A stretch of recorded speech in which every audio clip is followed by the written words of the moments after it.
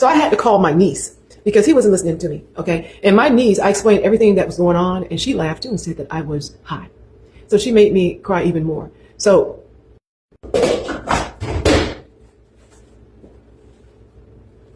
I had to call my niece, thinking for sure she understand what was happening.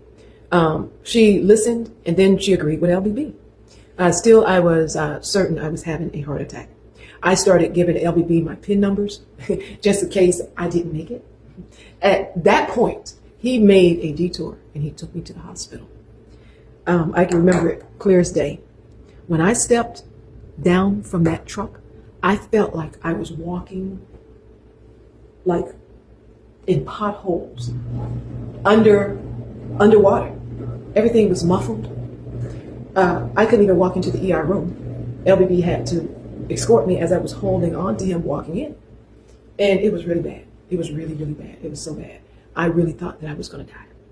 But when the doctors came in, it's like they knew exactly what was happening.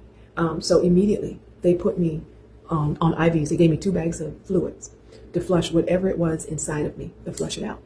And I think it might have been the doctor, not the nurse. The doctor comes back like maybe an hour and a half of being there. And he said to me that my urine came back to show that I had taken not just the whatever CBD that doesn't have that psychoactive effects. I had taken Delta 8. First time I had ever heard about Delta 8. I had taken Delta 8. Can you imagine? And so that was giving me those psychoactive effects. But he kind of chuckled and said, usually when people take that, they fall asleep. But for me, it was the opposite. And so it made the anxiety worse. It just made everything worse, that I really thought that I was getting ready to gunk out. And so that experience was a wake-up call for me.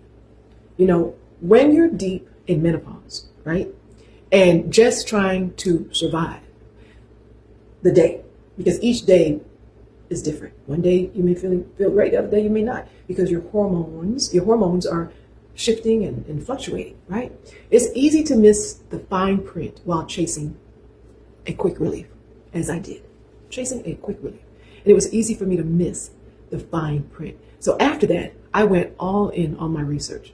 I studied science-backed ways to lose weight and to manage my menopause symptoms. And I tried everything except for hormone replacement therapy, surgery, and the popular shots like Ozempic. I knew that I didn't want to do any of those because I read about side effects or the risk involved when it comes to taking that stuff. And not to knock it, but it was just not something that I wanted to do. So along the way, I kept a mental journal of what works and what worked even better. And that became my blueprint, something I wish I had before that Friday afternoon. That afternoon cost me money. Yes, I had insurance, but I had to pay a portion of that bill. I mean, menopause has sent me to the hospital many times because I had symptoms. I mean, somebody who's just been like very healthy my entire life, where I didn't feel much of anything, to all of a sudden start feeling stuff. I mean, it could be very, very scary. So anyways, that event became my blueprint.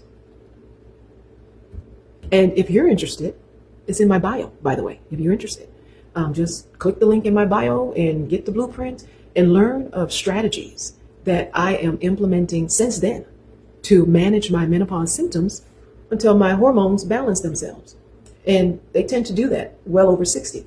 But because, and each person is different, but because the moral of this story is this: menopause will absolutely make you reach for quick relief. But real lasting relief comes from what?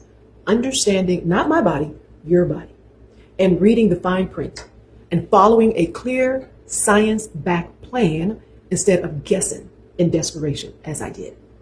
I pray and hope that my story helps someone, and whatever I put together will find you relief during your menopausal journey.